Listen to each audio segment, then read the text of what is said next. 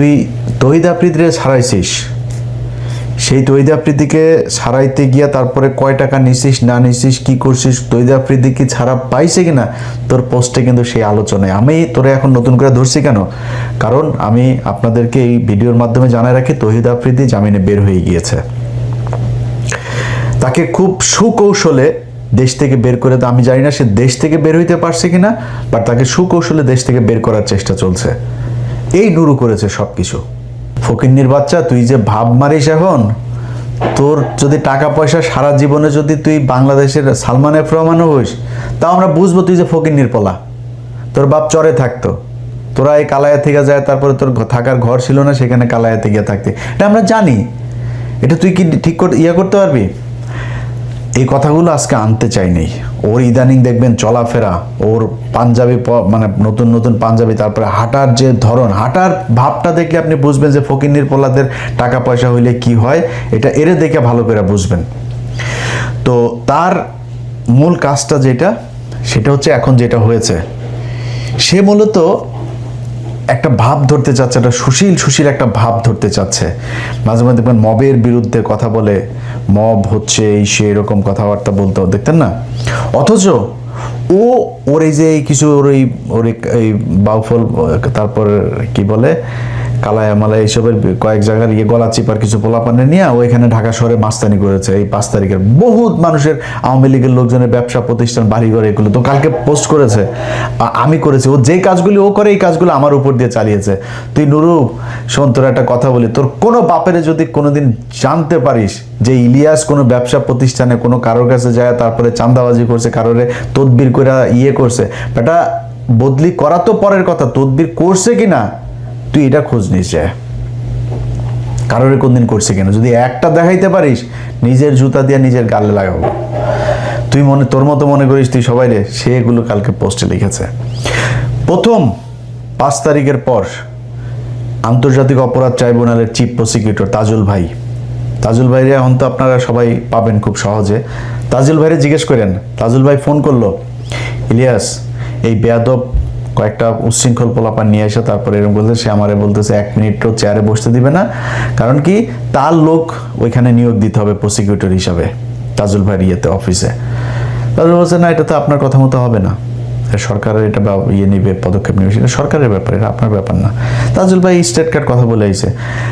তাজুল ভাই এই অপমান সহ্যান উনি আমার ফোন দিয়েছে, তাজুল ভাই বলছে ইলিয়াস এই ব্যাপার কি। তা আমি জাস্ট খালি পোস্ট দিলাম, বলছি নুরু তোরে 2 মিনিট সময় দিলাম, 2 মিনিটের মধ্যে ওইখান থেকে বের হয়ে আসবে, মাস্তানি সব জায়গায় করবি না। তাজুল ভাই আমি ভীষণ পছন্দ করি। সাথে সাথে রাশেদ ফোন দিছে, ভাই আপনি এই পোস্টটা ভাই ডিলিট করেন, আমরা ভাই এখান থেকে চলে যাচ্ছি। সরে আসছে। আচ্ছা, স্বাস্থ্য মন্ত্রণালয়ের একজন স্বাস্থ্যমন্ত্রী একজন ব্যক্তিগত সহকারী ছিল। সেই ছেলেটা একজন জুলাই যোদ্ধা, তার হাত দিয়ে বহু জুলাই এই যুদ্ধে আহত বহু মানুষকে সে এই সুস্থ করেছে। এইটার কারণেই তাকে এই মন্ত্রীর পিএস বানানো হয়েছিল। সে বহু পোলাপানকে সে রাশিয়া থেকে আপনার এমবিবিএস করেছে, যে কারণে রাশিয়ায় তার অনেক এই মেডিকেলে আপনার অনেক প্রফেসর এরা ছিল, ভালো ভালো হসপিটাল ছিল, সেগুলি সে চিনত। সে বিভিন্ন রোগীকে নিয়ে গিয়েছে। এমন একজন মানুষকে সে তার একটা তদবির করেছে, তাদের কাছ থেকে আপনার কিছু জিনিস কিনতে হবে, এটা নুরু দিবে, সাপ্লাই দিবে। সে বলছে না ভাই আমি এটা পারবো না। কেন পারবে না? তার বিরুদ্ধে যায় আপনার দুদকের সামনে যায়, তার পোলাপান কয়টা আছে, 50-60 জন কি পোলাপান আছে, এগুলো টাকা পয়সা দিয়ে পারলে, আগে বিকাশের টাকা খাইতো, এখন ধান্দাবাজি টাকায় খায়। তো এখন হয়তো সংখ্যা আরো বাড়বে। দুদকের সামনে যায় এক দফা এক দাবি নিয়ে বসে, ওই ওনারে পিএসসি করতে হবে। দুদকের যায় সেখানে ফাইল করছে, সেখানে মব সৃষ্টি করা সেই ছেলের বিরুদ্ধে তারপরে করা হয়েছে। সেই পিএস আমার ফোন দিল, ভাই এই ব্যাপার। আমি সাথে সাথে এটা খোঁজ নিলাম, নিয়ে দেখলাম যে ছেলে খুব ভালো। সে বাইরে তখন দুদকে সে যখন করেছে, আপনার কমপ্লেন করেছে, সে তখন রাশিয়াতে। এই নুরু বলেছে দুদককে যে সে রাশিয়া পালিয়ে চলে গিয়েছে। অথচ নুরু তখন একজন রোগী, খুব সিরিয়াস একজন রোগী, আপনাদের মনে আছে যে যার ওই যে মুখ দিয়ে আপনার এই নাকটাকে এগুলো সব যে একদম হয়ে গিয়েছিল আর কি, বিকৃত হয়ে গিয়েছিল। সেই ছেলেকে সে ওইখানে ট্রিটমেন্ট নিয়ে দিতে গিয়েছে। সেই ছেলেরও বক্তব্য আমাকে পাঠিয়েছে। তো এই ফকিন্নির পোলার আপনার পা থেকে মাথা পর্যন্ত পুরাটাই দুর্নীতি, অনিয়ম, মানুষের টাকা আত্মসাৎ এটাতে ভরা। সে জীবনে কোনো দিন আওয়ামী বিদ্বেষী ছিল না, সে আওয়ামী বিরোধী জীবনও কখনো ছিল না। তার রক্তের মধ্যে আওয়ামী লীগ। আর এলাকার আরেকজন আছে, সেও তার আত্মীয়, সেও ওইখানকার আওয়ামী লীগের পদে ছিল। সেই লোক তাকে হইল গিয়া এই গলা চিপার আপনার বানাইছে, বাউফলের আপনার শেখ মুজিব বানাইছে। আপনারা তার শেখ হাসিনার সাথে যেদিন সে কিনা ওই যে ভিপি নির্বাচিত হয়, ভিপি নির্বাচিত হওয়ার পরে শেখ হাসিনার সাথে তো নিশ্চয়ই আপনারা তার বক্তব্যগুলো শুনছেন। আমি আজকে আবারও আপনাদেরকে শোনাই, এটা হয়তো অনেকেই মিস করে গেছেন। সেখানে তাকে এই কোটা আন্দোলনের পোলাপান, এটা তো সে একা করে নাই, এই আন্দোলন যারা করছে তাদের ভেতরে অন্য যারা ছিল, ওই দিন যখন সে শেখ হাসিনার ওই প্রোগ্রামে যায়, সবাইকে নিয়ে গেছে এক গাড়িতে, আর তাকে নিয়ে গেছে আবার আরেক গাড়িতে। এই আলাদা গাড়িতে নেওয়ার কারণ হচ্ছে তারে শেখ হাসিনা ওই দিনই তাকে পারচেজ করে, সে ওই দিন তার কাছে বিক্রি হয়ে যায়। এবং যেই কারণে যারা তার সাথে এতদিন আন্দোলন করছিল তারা আবার ঢাকা বিশ্ববিদ্যালয়ে পরের দিন সংবাদ সম্মেলন করে এটার অভিযোগ করে। যে এটা আবার দেখেন, সে একটা ব্যাখ্যা দিয়েছে যে তাকে নাকি ওই দিন নিয়ে যাওয়া হয়েছিল, মানে 5 তারিখের পরে সে ব্যাখ্যা দিয়েছে, তাকে নাকি ওই দিন নিয়ে যাওয়া হয়েছিল তার বাবাকে চাপ দিয়ে, তারপরে নিয়ে যাওয়া হয়েছে। অথচ ওর বাপের সাথে ওর ভালো সম্পর্ক না। ওর বাপ এই 5 তারিখের পরে ওর পিছনে আসে, ওর বাপের সাথে কিন্তু ওর ভালো সম্পর্ক না। ওর বাপ ওরে দেখেও না তেমন ঠিক মতো। ওর ওই যে নানি বাড়িটারই আরও কিছু আত্মীয় স্বজন আছে, তারা ওরে দেখে। ওর বাপ আরেক জায়গায় বিয়ে করে, ওর বাপ তার মতো থাকে, ওর বাপের সাথে ওর সম্পর্ক ভালো না। অথচ তার বাপের নাকি চাপ দিয়ে তাকে নাকি করছে। অথচ তার যে বক্তব্য আপনারা শুনলেন, আপনার কি মনে হয় যে কোনো দিন কোনো মানুষকে চাপ দিয়ে এত স্বতঃস্ফূর্তভাবে তোরা চাপ দিয়ে নাই অনুষ্ঠানে নিয়ে যাইতে পারে? আপনাকে আমার মায়ের মতো লাগে, আপনি পায়ে ধরে মাপ চাইছে, আপনারা দেখছেন না, পায়ে ধরে সালাম করছে সে। আচ্ছা দেখেন, সে যে কথাটা বলেছে এই কথাটা সত্যি না।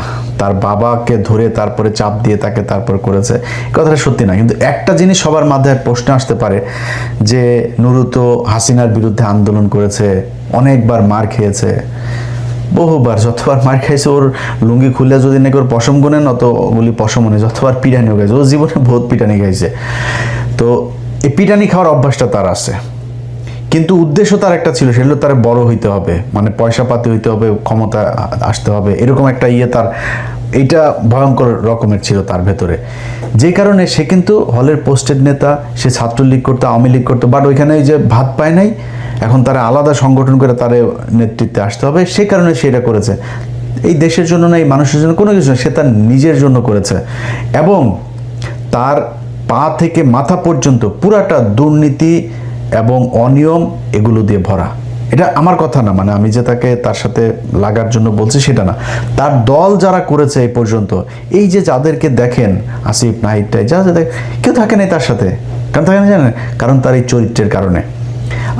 আমার এখানেও আপনাকে একজনের বক্তব্য শুনে, তার দলের লোকজন তারা কি বলে, তারা যারা তার সাথে ছিল, যারা টাকা পয়সা দিত, এখানে কয়েকজন ব্যবসায়ী আছে আমার পরিচিত, এরা টাকা দিয়েছে। আমি বহু মানুষকে ভাই করেছে, ভাই নাম্বার দিয়ে দিতাম, ভাই এর এই নাম্বারে টাকা দিয়েন, একটা কল দিয়ে টাকা দিয়েন, এভাবে টাকা দিত। সেই ব্যক্তিরা তার দল থেকে চলে গিয়েছিল। চলে যাওয়ার কারণ আবার আছে আরেকটা, সেটাতে যাই, সেটা দিয়ে শেষ করি। এটা হচ্ছে যে আপনাদের ওই রেজা কিবরিয়ার কথা তো মনে আছে, তাই না? রেজা কিবরিয়া যখন দলে আসে, রেজা কিবরিয়া কিন্তু খুব ইন্ডিয়া বিরোধী একটা মানুষ। তো সে বারবার প্রকাশ্যে বলতো যে তার বাপকে খুন করেছে, আওয়ামী লীগ মেরেছে, বিএনপির কেউ তার বাপকে মারে নাই, এই কথাগুলো কিন্তু সে বলতো। এই কারণে তাকে দেখতে পারতো না। তখন এই নূরের সাথে হাসিনার সম্পর্ক খুব ভালো, এবং হাসিনা তখন নুরুকে পুরো একদম কিনে ফেলেছে। ওই সময়টাতে যখন রেজা কিবরিয়া এসে দলে ঢুকার পরে ইন্ডিয়া রেজা কিবরিয়াকে থাকতে দিবে না। একজন ব্যক্তিকে ঢুকাইলো, তার নাম হলো বিপ্লব কুমার পোদ্দার। সে বিপ্লব কুমার পোদ্দার হঠাৎ করে এসে দলের ভেতরে একদম প্রথম সারিতে চলে আসলো, তার পাশে বসে থাকে। এই লোকটা যখন আসলো, আসার পরে রেজা কিবরিয়াকে বাদ দিয়ে দিবে। যখন রেজা কিবরিয়াকে বাদ দিয়ে দিবে বলছে, তখন আবার আমরা একটু রিয়েক্ট করলাম যে আপনারা এটা বাদ দিচ্ছেন কেন? এটা বাদ দেওয়ার পরে ওর দলের ভেতরে কিছু মানুষজন ওর থেকে বের হয়ে গেলে এখানকার আমার পরিচিত কিছু ব্যবসায়ীরাও বের হয়ে যাবে, এবং এরা তখন বললো যে আমরা ওরা টাকা পয়সা দিব না, আমরা আগে টাকা পয়সার হিসাব চাই। এই টাকা পয়সার হিসাব যখন চাইছে, সে টাকা পয়সার হিসাব দিবে না, টাকা পয়সার হিসাব তার কাছে নাইও, সে দিতে পারবেও না। তো তারা করলো কি, তারা দল থেকে বের হয়ে গেল।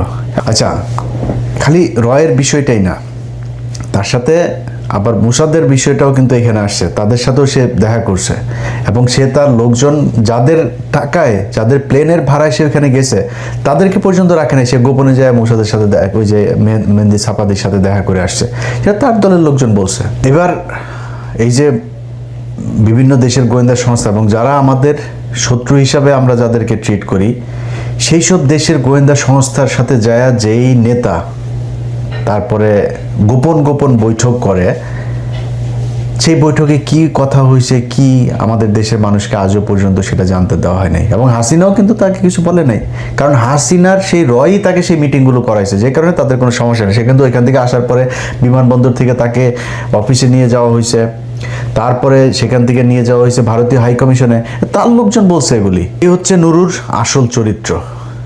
এবার বাকিটা আপনাদের। নুরু এখন মন্ত্রী হয়ে গেছে, মন্ত্রী এসে নিজের মনে করছে সে কুয়ার ব্যাংক, সে এটা মনে করারই বিষয়, বাট দিন এটাই শেষ না নুরু। তোমার কপালে ওই আগে যেরকম খাইতে না, ওই জিনিস তোমার কপালে আরো বহুত আছে। ওই যে গলা চিপার লোকজনই তোমারে খাইয়ে দিবে। বিএনপির লোকজনের সাথে তোমার এখন হালকা পাতলা বাদে না, হালকা পাতলা না, ভারী ভারী খাওয়া খাওয়া তুমি সামনে। আল্লাহ যদি বাঁচায় রাখে এগুলো দেখব। তো শেষ করার আগে খালি তোমার একটা জিনিস বলে রাখি, যে তুমি আমার নিয়ে যখন কথা বলবা না, তো তুমি হিসাব করবা, হ্যাঁ, যে তুমি কারে নিয়ে কথা বলতেছো। ধরো কথা তুমি আমার টাকা পয়সা নিয়ে কথা বলবা, আমার বাপের কি আছে ওইটাকে একটু খোঁজ নিবা, হ্যাঁ, আমার কি আছে, আমার কয়টা টাকা আছে সেটা আবার খোঁজ নিবা। মানে আমি তো এখানে কাজ করি, তাই না, আমার কাজ করার মধ্যে আমার তার হাজার হাজার কোটি টাকা নেই, কিন্তু যেটুকু আছে সেটা আমার কাজ করে তারপরে যতটুকু আমি উপার্জন করছি ওইটা কতটুকু আছে, তুমি কি কাজ করো ওইটা একটু হিসাব করবা। ভিক্ষা করে খাইয়া, যার কাছ থেকে ভিক্ষা চায়া খাও, তারে নিয়ে আবার টাকা পয়সা, তুই একটা অন্য আলাপ করতে পারতি। তুই কালকে ফেসবুকের পোস্টে সব কিছুর একদম অর্গানাইজ করেছে এই নুরু। আপনাদের দেশবাসীর কাছে আমি আজকে ভিডিওতে বলে গেলাম, আমার এই ভিডিও থাকবে, আপনারা জানতে পারবেন, এই দেশের মিডিয়ার কাছে জানতে পারবেন, নাহলে আমি কনফার্ম হয়ে একদম তথ্য সহ আপনাদেরকে জানাই দিব। আপনারা এই 2-4 দিনের ভেতরেই বাংলাদেশের মিডিয়াতে জানবেন যে তহিদ আফ্রিদির জামিন হয়ে গিয়েছে, কিন্তু জামিনটা আসলে হয়ে গিয়েছে, সে বের হয়ে গিয়েছে, এটা নুরু করেছে, এই জন্য ওরে আমি ধরছি এবার। সো তুই টাকা পয়সা নিয়ে তারপরে ধান্দাবাজি করিস, আর আমি এই যারা ধান্দাবাজ তাদেরকে ধরানোর জন্য নিজের জীবন বাজি রেখে নিজের বিপদে ফেলে শত্রুতা তৈরি করে তারপরে তাদের শাস্তি চাই। এইটা তোর মধ্যে আর আমার মধ্যে পার্থক্য। আর তুই আমার নিয়ে যখন কথা বলবি না, তোর পেটটার মধ্যে একটু হাত দিবি, দিয়ে দেখবি যে আমার কষ্টের টাকা